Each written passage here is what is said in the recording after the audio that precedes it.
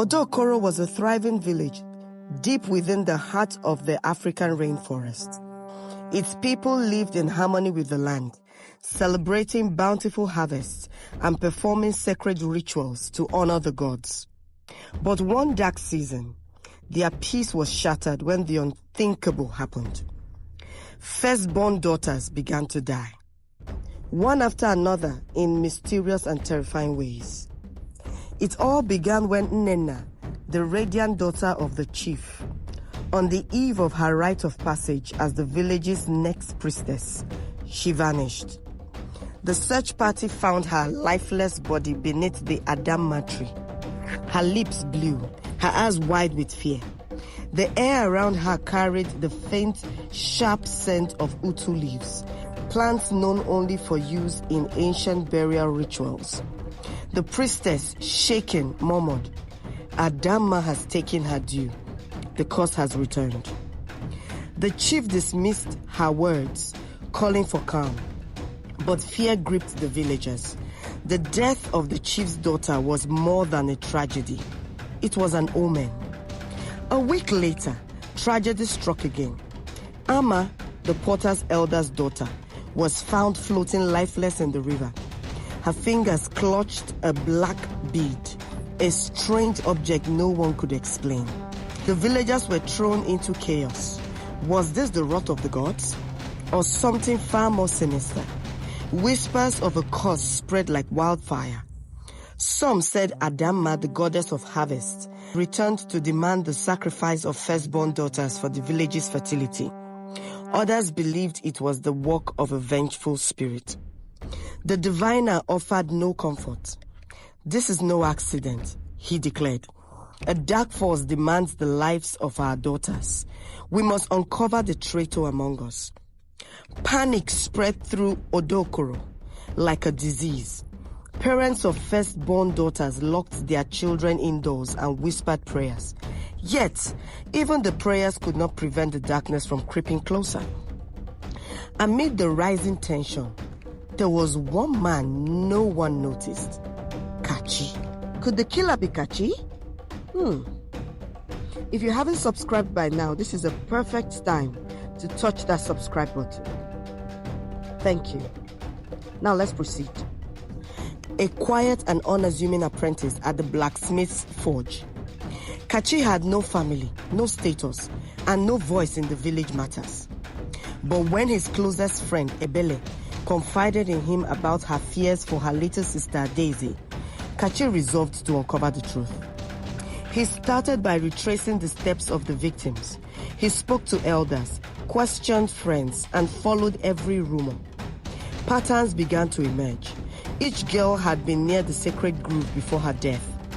The deaths all involved the presence of utu leaves and black beads, and each crime scene was frighteningly close to the Cave of Shadows, a forbidden place shrouded in legends of human sacrifice. One night, while walking home from the forge, Kachi felt a presence behind him. He spun around, but there was nothing there. Only silence and the faint scent of utu leaves in the air. When he reached his hut, he froze. On his doorstep lay a black bead tied to a strand of hair that matched Adaise's.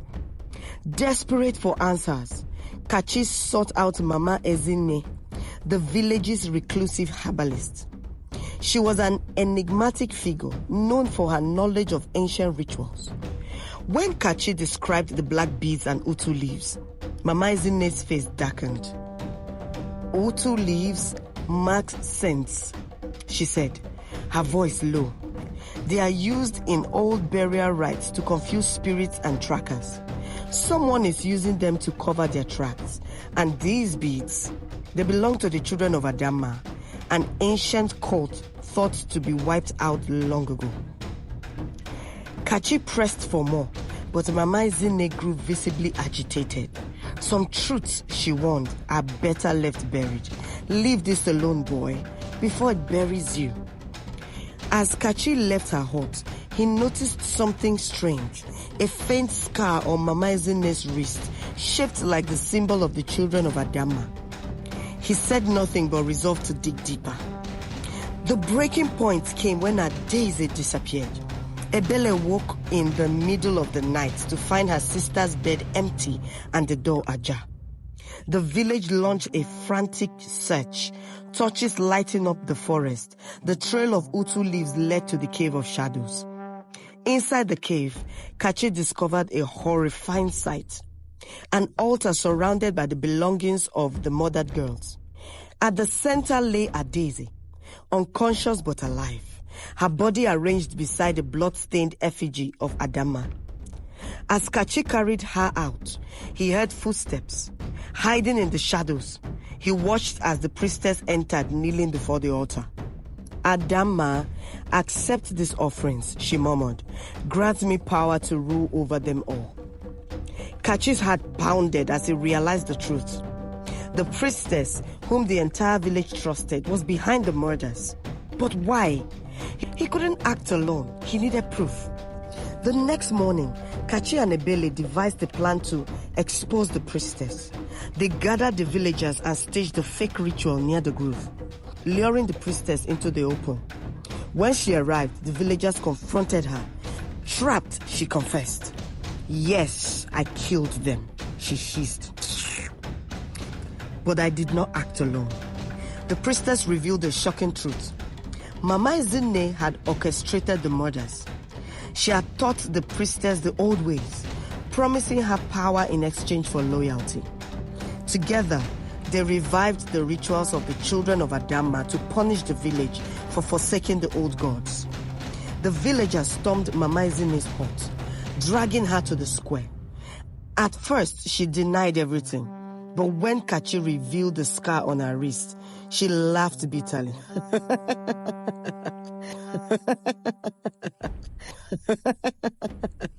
You fools, she said. This isn't about power. This is about vengeance.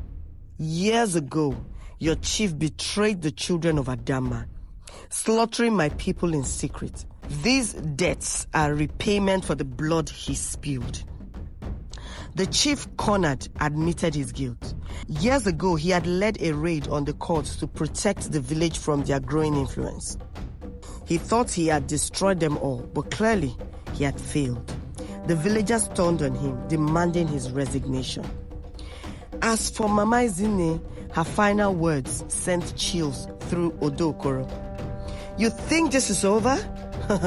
The children of Adamma are never, ever truly gone. They will rise again. Weeks later, the village began to rebuild. The chief stepped down and peace seemed restored. But one night, a young boy found a black bead on his doorstep. The air filled with the faint scent of utu leaves. Somewhere deep in the forest, a shadowy figure watched the village, humming the airy chant of the children of Adamma. The cause of the firstborns may have been uncovered, but in Odokoro, some evils refused to die. I hope you enjoyed this story. And please don't forget to subscribe to this channel for more beautiful stories. Let me know in the comment section what you learned from this story.